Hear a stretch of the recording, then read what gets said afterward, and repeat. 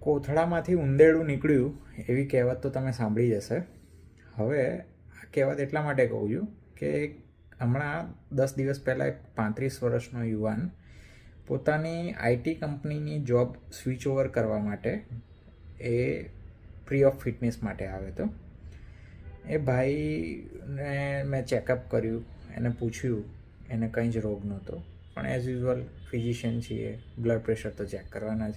Blood pressure એમનું આવ્યું 166 ને નીચેનું 110. એટલે એ પણ શોકમાં રહી ગયા કે 35 વર્ષની ઉંમરે આટલું બધું બ્લડ પ્રેશર. એટલે મેં બધું હિસ્ટ્રીને બધું પૂછ્યું એમને, તો ઘણા બધા રિસ્ક ફેક્ટર હતા એમાં. એમણે એક્સેપ્ટ પણ કર્યું, પણ મેં બીપીની દવા ચાલુ નહોતી કરી એમને.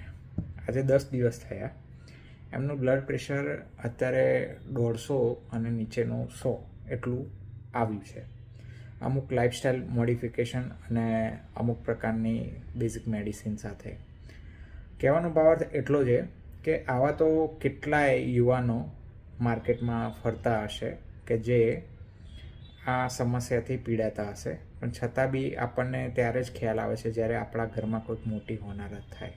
તમે પણ એવી રાહ જોઈ રહ્યા છો તો એવી ભૂલ ના કરતા, અને સાચી સલાહ અને સાચી સારવાર માટે ચોક્કસથી ક્લિનિક ઉપર મુલાકાત કરજો. Thank you.